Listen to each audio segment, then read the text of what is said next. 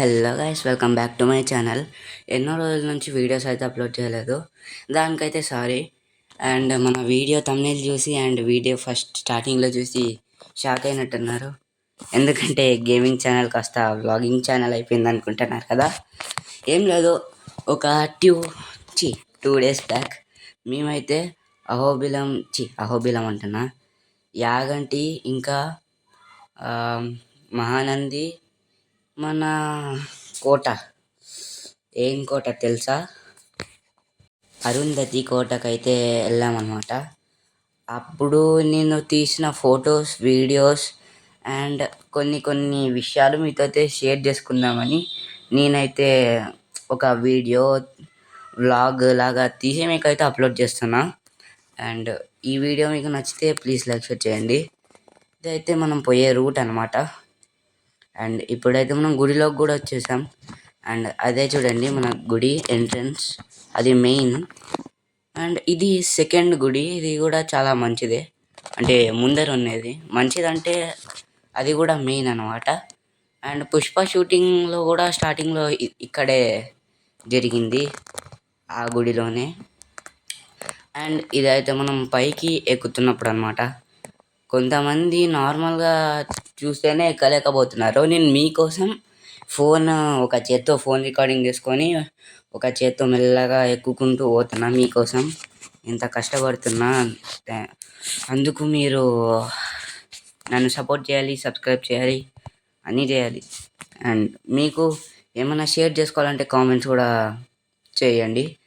And ఇంకొకటి ఏంటంటే, ఇక్కడ మనకు వీడియోస్ రికార్డింగ్ చేయనియరు, కానీ నేనే కష్టపడి వీడియో రికార్డింగ్ చేశా. అండ్ ఇదైతే సెకండ్ గుడి అన్నా కదా, ఇదే మనం ఎంట్రన్స్ అవుతున్నప్పుడు ఇలా ఒకటి కనిపిస్తుంది.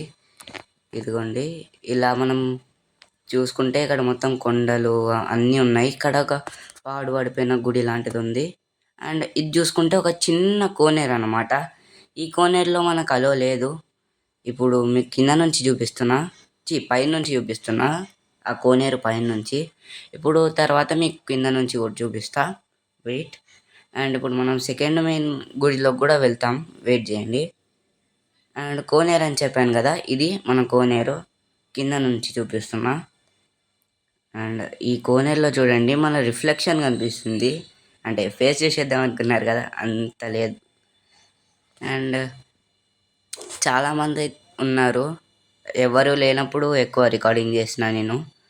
అండ్ నేను మా ఫ్యామిలీ మెంబర్స్తో పాటు వెళ్ళా. ఇక్కడైతే చాలా చేపలు ఉన్నాయి చిన్నవి. అండ్ ఇంకొకటి గోల్డ్ ఫిష్ లాగా ఉంది, చాలా పెద్ద చేప. ఓకే, ఒక్క నిమిషం చూసుకోండి. అక్కడైతే నేను కాదు, అసలు నేను లేను. ఓకే గైస్, అదిగోండి అక్కడే ఉంది చేప, పెద్దది కనిపిస్తుంది అనుకుంటా మీకు. ఓకే, ఇప్పుడైతే ఆ చేపనైతే చూసేసాం కదా, పెద్దది. అది చాలా గోల్డ్ లాగా ఉంది చేప. అండ్ ఇది మనకు మౌంటైన్ నుంచి వస్తాయంట నీళ్ళు. ఇదిగోండి చేప వెళ్ళిపోతుంది, ఎక్కడికో వెళ్ళిపోయింది. చాలా చిన్న చిన్న చేపలు అయితే చాలా ఉన్నాయి ఇక్కడ. అండ్ ఇక్కడ మనం దీని లోపల కాయిన్ వేసి మనకు మొక్కుకుంటే ఏమైనా అవి అయితే తీరుతాయంట, అంటే అవుతాయంట. అండ్ నేను కూడా చెప్పుకున్నా, అంటే కోరుకుని కాయిన్ అయితే వేసేసా. అండ్ అది నెరవేరుతుందో నెరవేరదో చూద్దాం. అండ్ ఇప్పుడు మనం సెకండ్ కూడా, వెయిట్ మినిట్, ఇది ఎస్, మనం సెకండ్ గుడిలోకి అయితే ఎంటర్ అవుతున్నాం. అంటే సెకండ్ మెయిన్ అనమాట. చూడండి మొత్తం అక్కడ ఉన్న వెదర్ని, క్లైమేట్ని మొత్తం క్యాప్చర్ చేశాం. అండ్ ఇక్కడ వేరే గుడి. అండ్ ఇది గజస్తంభం అనమాట, చూడండి. అండ్ ఇప్పుడైతే మనం గుడిలోకి అయితే ఎంటర్ అవ్వబోతున్నాం. వాళ్ళైతే అక్కడ ఫొటోస్ తీయలేదు, అంటే నేనే చూపించలేదు, ఎందుకంటే చూస్తే ఏమని అంటారేమో అనుకొని. అండ్ అది మెయిన్ గుడి, ఇది సెకండ్ మెయిన్ గుడి. అండ్ ఇక్కడ కూడా ఒక పుష్ప షూటింగ్ అయింది, అండ్ ఇంకొక మూవీ కూడా షూటింగ్ అయింది. అండ్ ఇక్కడైతే మీకు జూమ్ చేసి చూపిస్తున్నా చూడండి, అక్కడే మన పుష్ప షూటింగ్ కూడా అయింది సెకండ్. అండ్ ఇంకొకటి చిన్న ఎంట్రన్స్ లాగా ఉంది, అదేంటో నాకు తెలీదు. ఇక్కడ చిన్నగా వాటర్ అయితే పడుతున్నాయి కిందికి.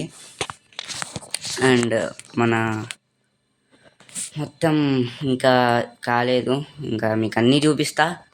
అండ్ ఇంకొకటి ఇది కొంచెం ఇలా కనిపించింది, ఇది కూడా క్యాప్చర్ చేసేసాం. అండ్ కొండలు అండ్ ఆ చెట్టు సింగిల్ ఉంది కదా ఆ చెట్టు. అండ్ ఇక్కడ చూడండి, నేనైతే ఇల్లు కట్టాను, అంటే నమ్మకం అనమాట. ఇలా ఇల్లు లాంటివి ఆలయం కోసం కాదండి గుడి కట్టినది, వెంకటేశ్వర స్వామి ఆలయం కోసం గుడి కట్టించారు.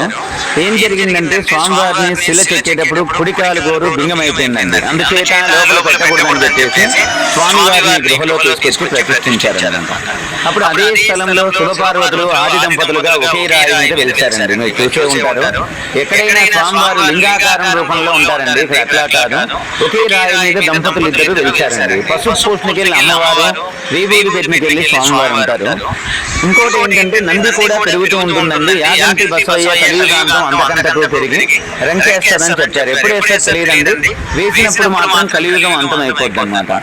ఎందుకు మీరు అంత ఖచ్చితంగా చెప్పగలుగుతున్నారంటే బ్రహ్మం గారు చెప్పినట్టు అన్ని జరుగుతూనే ఉన్నాయండి. ఆయన చెప్పిన దాంట్లో యాగంటి బసవయ్య కూడా ఒకటి ఉందండి. ఇంకోటి ఏంటంటే ఇక్కడ కాకి గాని గ్రద్ద గాని శని నవగ్రహాలు ఉండవు అనమాట. ఎందుచేత అంటే అగర్ష మహాముని అనే ఒక ఋషి ఉండేవారు. ఆ ఋషి తపస్సు చేసేటప్పుడు ఒక రాక్షసుడు కాకి రూపంలో వచ్చి మాంసా ముద్దలు తీసుకొచ్చి వాళ్ళ హోమంలో వేశారండి. వేసినప్పుడు వాళ్ళ హోమం భంగం అయిపోయిందనమాట. అప్పుడు ఆ ఋషి కోపంతో శాపం ఇచ్చారు, సూర్య చంద్రాలు ఉన్నంత వరకు కాకి గ్రద్ద రాకూడదని శాపం ఇచ్చారండి. అప్పటి నుంచి ఇప్పటి వరకు కూడా రావన్నమాట. పొరపాటున ఒకవేళ వచ్చినా బయటికి వెళ్ళిపోతానే చనిపోతాయండి. ఇంకోటి ఏంటంటే ఎక్కడైనా చూడండి గోపురానికి పైన 5 కలశాలు ఉంటాయండి, ఇక్కడ 7 ఉంటాయి అన్నమాట. అంటే వైష్ణవ ఆలయం ప్రకారం గుడి కట్టారండి. ఇక్కడ కొండల్లో నుంచి కూడా నీళ్లు వస్తుంటాయి, ఎక్కడి నుంచి వస్తాయో తెలియదు. 24 గంటలు వస్తానే ఉంటాయండి, వానల కాలం, చలికాలం, ఎండలకాలం. ఈ నీళ్లు కూడా యాగంటికి సరిపడా కాను 16 ఎకరాలు మాత్రమే పారి మునిగిపోతుందండి. దైవ సంకల్పం అన్నమాట. ఇవి ఎక్కడి నుంచి వస్తాయని చెప్పారంటే మా పెద్దవాళ్ళు ఇక్కడ నుంచి ఒక 40 కిలోమీటర్ల దూరంలో ముచ్చట్ల అని ఎంతకన్నా ఒక పురాతనమైన పాడుబడిన శివాలయం ఉందండి. అక్కడ ఒక చిన్న కోనేటిలో పార్వతీదేవి పరమేశ్వరులు స్నానం ఆచరించిన తర్వాత పసుపు కుంకుమ అక్షంతర కోనేటిలో వేస్తే ఆ నీళ్ళు ఇక్కడికి వస్తాయని చెప్తారండి. ఇంకోటి ఏంటంటే ఇక్కడ బ్రహ్మం గారు కూడా తపస్సు చేసిన మహాపుణ్య స్థలం అండి. ఇక్కడ నుంచి స్వామివారు కందిమల్లాయపల్లెలపై జీవ సమాధి అయిపోయారండి. 150 కిలోమీటర్ల దూరంలో ఉంటుందన్నమాట. ఇక్కడ నుంచి ఒక 14 కిలోమీటర్ల దూరంలో రవ్వలకొండ అనే క్షేత్రం ఉందండి. అక్కడ కాలజ్ఞానం రాసిన మహాపుణ్య స్థలం అండి. ఇక్కడ ఏంటంటే వెంకటేశ్వర స్వామి గారు ఫస్ట్ పాదం పెట్టారు ఇక్కడ, రెండోది దేవుని గడప, మూడోది తిరుమలలో పెట్టారండి. జన్మస్థానం ఇక్కడ, వెలుగు అక్కడ అనమాట. బ్రహ్మచారి అండి ఇక్కడ స్వామి గారు. కళ్యాణం ఉండదన్నమాట, ఏకశిల అండి. ఏ సంకల్పమైనా అనుకోండి ఇక్కడ నెరవేరుతుంది అన్నమాట. అదే అదే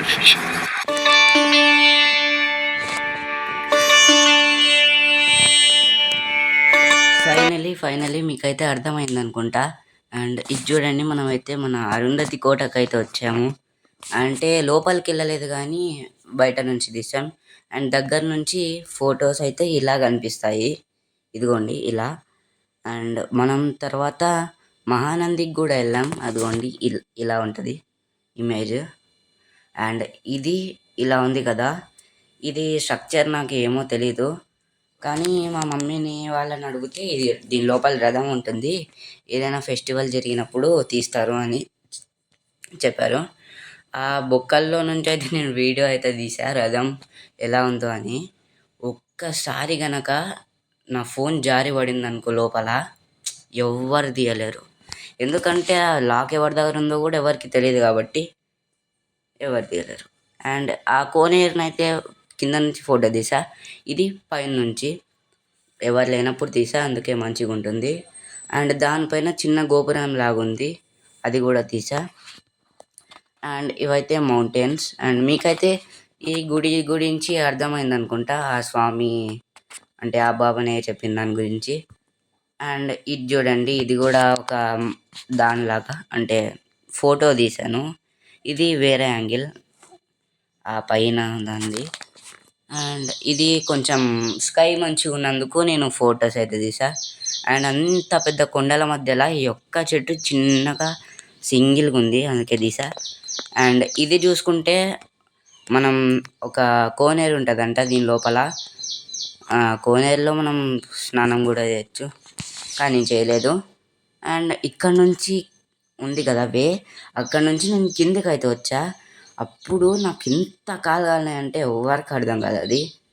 అండ్ ఇది చూడండి, మనమైతే నాకు తీసిన ఫొటోస్ అన్నిట్లో ఇదే చాలా ఇష్టమైన ఫోటో, ఎందుకంటే చాలా మంచిగా ఉంది అండ్ ఐఫోన్లో తీసినట్టుంది. అండ్ ఈ చిన్న కుక్క పిల్ల ఉంది కదా, దీని పేరు అయితే చిండు అంట. ఎందుకు తీసా అంటే ఏమో నాకు కూడా తెలియదు, అంటే మంచిగా ఉన్నందుకు క్యూట్గా ఉన్నందుకు తీసా. అండ్ ఇంకా బాయ్ బాయ్ చెప్పాల్సిన టైం వచ్చింది, అంటే వెళ్ళిపోతున్నాం ఇంటికి, అందుకే ఇలా తీయడం అయితే జరిగింది. మనం జ్యూసులు తాక్కుంటూ అన్నీ తాక్కుంటూ వెళ్ళిపోయాం. ఓకేనా.